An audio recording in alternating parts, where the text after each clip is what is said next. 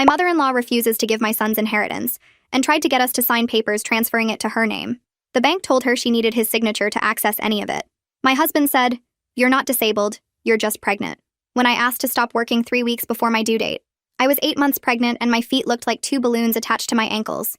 My back hurt so bad that I couldn't sleep more than 2 hours at a time. I worked as a receptionist at a veterinary clinic and spent 9 hours a day on my feet, greeting pet owners and carrying files back and forth. When I told my husband Rodney that I wanted to start my maternity leave early, he looked at me like I'd asked him to buy me a private island. "You're not disabled, you're just pregnant." He said it while sitting on the couch playing video games with his headset on. I reminded him that my doctor had recommended I reduce my activity because my blood pressure was getting high.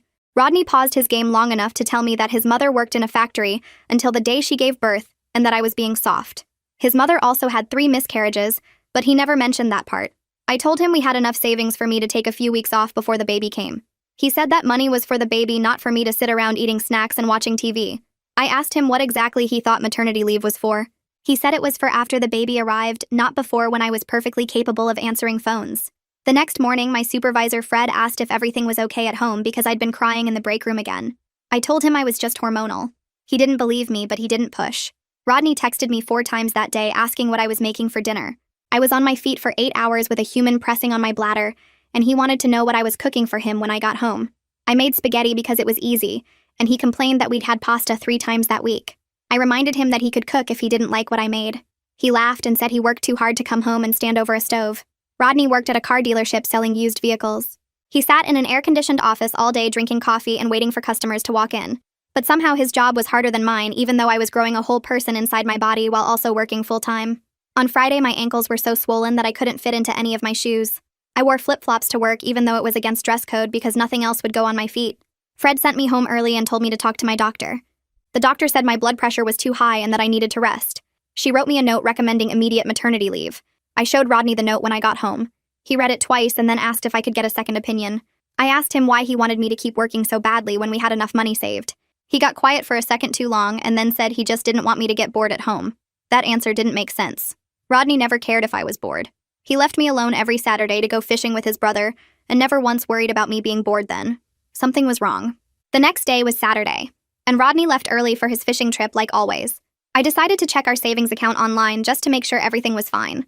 The account that was supposed to have $11,000 in it had exactly $412. I checked 3 times because I thought the website was broken. It wasn't broken. The money was gone. I looked at the transaction history and saw dozens of withdrawals over the past 2 months. All of them were cash withdrawals from ATMs near the casino 20 miles outside of town. My husband had gambled away our baby fund. I sat there staring at the screen, feeling like the floor had disappeared. My hands started shaking and I couldn't catch my breath. Everything we'd worked for was gone. I closed the laptop and sat on the couch staring at the wall, trying to understand how he could do this. Then I called my mother. She picked up on the second ring and I told her everything. She was quiet for a long time and then she said I should come stay with her. I said I couldn't because Rodney would notice if I packed a bag. She said to just bring myself and she'd handle the rest. When Rodney came home from fishing, he found me sitting at the kitchen table with my purse in my lap. He asked what was wrong and I told him I knew about the casino. His face went white. He started talking fast about how he was going to win it back and how it was just a rough patch and how everything would be fine. I didn't say anything. I just stood up and walked to the front door. He followed me outside and kept talking while I walked to my car, saying he'd get help and fix everything and begging me to come back inside. I got in my car and locked the doors and he stood in the driveway watching me drive away. My hands shook so bad I could barely grip the steering wheel. I drove straight to my mother's house and she was waiting on the porch because I'd texted her I was on my way. She helped me inside and made me sit down and brought me water even though I wasn't thirsty. I stayed in her guest room that night and slept better than I had in weeks because I finally felt safe. My mother brought me breakfast in bed the next morning and sat with me while I ate scrambled eggs and toast. She asked what I wanted to do next and I said I didn't know. She told me I could stay as long as I needed and that she'd support whatever decisions I made. Rodney called 17 times that first night and left voicemails that went from sorry to angry to desperate. My mother took my phone and blocked his number after the 18th call. The quiet after that felt strange because I'd gotten used to him always demanding my attention. I spent the next 2 days just resting and sleeping more than I had in months. My ankles started looking normal again and the pressure in my back eased up.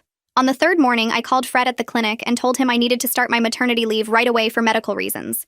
He said he understood and that my job would be there when I was ready to come back. His kindness made me cry because I'd been scared he'd be mad at me for leaving suddenly. My next doctor appointment was 4 days after I left Rodney.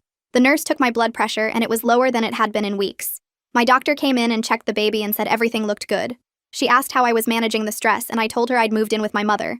She nodded and said that was probably helping my blood pressure more than any medicine could.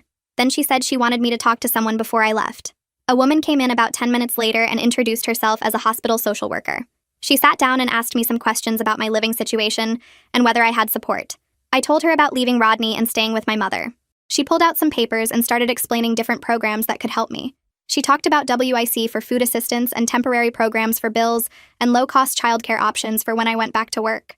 Taking the papers from her hands felt embarrassing, like I was admitting I couldn't handle things on my own. But I also knew I needed to understand what help was out there because I didn't have $11,000 anymore. I folded the papers and put them in my purse and thanked her. She gave me her card and said to call if I needed anything else.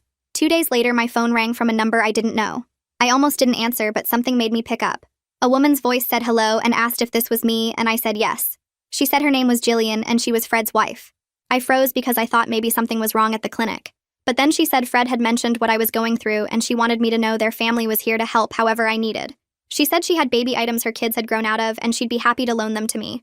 She also said she stayed home with their toddler and could watch my baby sometimes when I went back to work. I started crying right there on the phone because I'd been so focused on everything I'd lost that I forgot some people actually show up when things get hard. She gave me her address and told me to come by any time to look at the baby stuff. I thanked her about 5 times before we hung up. My mother asked who called, and when I told her, she smiled and said, "See, you're not alone in this." The phone rang again about a week and a half later. This time it was Rodney's mother Evelyn calling my mother's landline. My mother answered and Evelyn asked to speak with me. I took the phone into the guest room and sat on the bed. Evelyn started talking right away about how Rodney was her son, and gambling was a disease and I should give him another chance. She said he was going to meetings and trying to get better. I listened for a minute and then explained that the bank showed 2 months of withdrawals, but I'd found hidden credit card statements proving the gambling had been going on for 6 months. I told her he'd emptied our entire savings and lied to me every single day while I was pregnant. There was silence on the other end. Then her voice changed and got quieter. She said she didn't know it had been that long or that all the money was gone. She apologized for not raising him to be more responsible with money. I told her I appreciated her calling, but I'd made my decision. We hung up, and I sat there feeling strange, because part of me had expected her to keep defending him. I spent the next few days looking at apartments online. My mother said I could stay with her as long as I wanted, but I needed my own space for when the baby came. I found a small 1-bedroom place in a complex near my mother's house. The rent was more than I wanted to pay, but it was the cheapest option that wasn't completely run down. I drove over to look at it, and the carpet was old and the kitchen was tiny, but it had a separate bedroom for the baby. The manager said I could move in 2 weeks before my due date if I paid the deposit now. I used the last of my own savings to write the check. Signing the lease felt like the first real step forward I'd taken. My mother came with me a few days later to start moving my clothes and some furniture. Rodney agreed to let me take what I needed without arguing, which surprised me. Maybe he felt guilty, or maybe he just wanted to avoid another fight. Either way, I got a bed and a dresser and some kitchen stuff loaded into my mother's truck. Setting up the apartment became this project that kept me busy.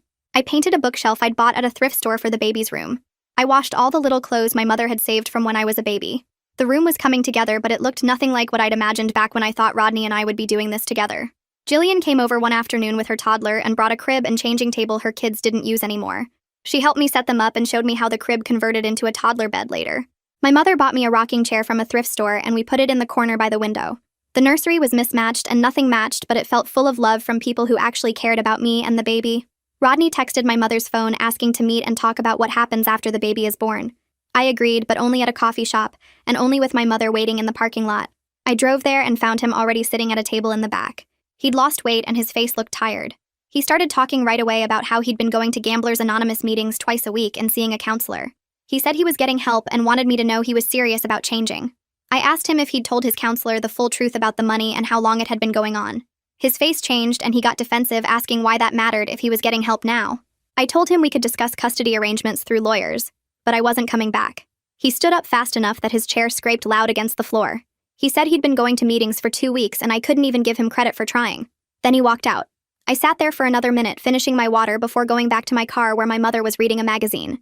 3 weeks later, I woke up at 3 in the morning with pain in my lower back. I thought it was just normal pregnancy discomfort until the pain came back 20 minutes later, then again 15 minutes after that. I woke my mother up and told her I thought I was in labor. She got dressed faster than I'd ever seen and helped me to the car. We drove to the hospital and I breathed through contractions the whole way there. The nurse checked me and said I was 4 centimeters and this baby was coming today. They got me into a room and hooked up to monitors. The labor went on for hours and the pain got worse and worse. I kept thinking about how Rodney should be here holding my hand. But then I'd remember he chose gambling over saving for this moment. He chose slot machines over our daughter. My mother stayed with me the entire time. She held my hand and got me ice chips and told me I was doing great. At 6:47 that evening, my daughter finally came. The nurse put her on my chest and she was tiny and perfect and screaming. I looked at her face and felt this huge wave of love that made every hard choice worth it. My mother cried and took pictures and called her the most beautiful baby she'd ever seen. The first week home was harder than anything I'd ever done. My body hurt from giving birth and I was trying to figure out how to breastfeed while running on maybe 2 hours of sleep. The baby cried constantly and I had no idea what I was doing. My mother stayed with me those first few days, and that's the only reason I survived. She changed diapers and held the baby while I showered and made me eat even when I wasn't hungry. Jillian stopped by with meals, and that meant I didn't have to think about cooking. Rodney texted asking to meet his daughter. I told him I needed time to recover first. He sent back an angry message about how I was keeping him from his own child. Reading that reminded me exactly why I'd left. When the baby was 2 weeks old, I finally agreed to let him visit at my mother's house with her there as a buffer. He showed up exactly on time and stood in the doorway looking nervous. My mother let him in, and he walked over to where I was sitting with the baby. I put her in his arms, and he held her like she might break. Tears ran down his face, and for a second I felt sad about everything we'd lost. Then he started talking about how having a daughter should bring us back together, how we were a family now and needed to try again. I looked at him and said firmly that our daughter having 2 parents didn't mean those parents had to be married. I told him his relationship with her was separate from his relationship with me. His face got hard, and he handed the baby back and left without saying goodbye. I called Verity the next week and told her I was ready to file for legal separation and child support. She had me come into her office and we filled out paperwork that made everything feel real and official. Rodney would have to provide his financial information, which meant the court would see exactly how much money he made. Verity explained that the court would calculate support based on his actual income, not whatever he promised to pay. A few weeks later, the financial disclosure came back and it showed gambling debts I didn't even know about. He owed money to 3 different casinos. The court calculated his support payment and it wasn't generous, but it was something.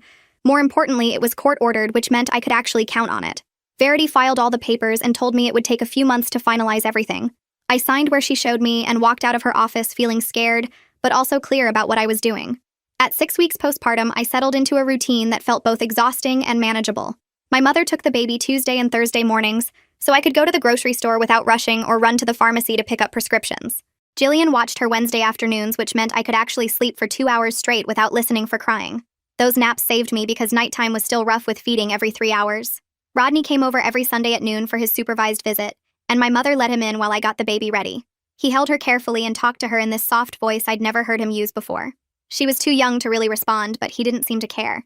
After about 40 minutes, he'd look up at me and start talking about how we should try counseling together, or how he'd been clean from gambling for weeks now. I learned to cut him off fast and redirect back to the baby. The first few times I felt guilty for being so firm, but it got easier each week. He'd leave looking disappointed, and my mother would make tea while I fed the baby again. 3 months after I walked out, I started back at the clinic part-time, working Monday, Wednesday, and Friday. Jillian kept the baby at her house those days and sent me pictures throughout the morning of her sleeping or making faces. My first paycheck went straight into my new savings account that had exactly $73 in it from what I'd scraped together. Rebuilding from zero felt impossible, but I deposited every check and watched the number grow by tiny amounts. Being a single mother was harder than anything I'd imagined, with work and bottles and custody schedules and never enough sleep. But my apartment stayed quiet without Rodney's complaints or lies. My daughter gained weight and smiled at me when I picked her up from Jillian's house. My mother called every morning to check on us, and Jillian texted me encouragement on rough days. I had people who actually showed up when they said they would. I was stronger than I thought I was when I walked out that door with just my purse.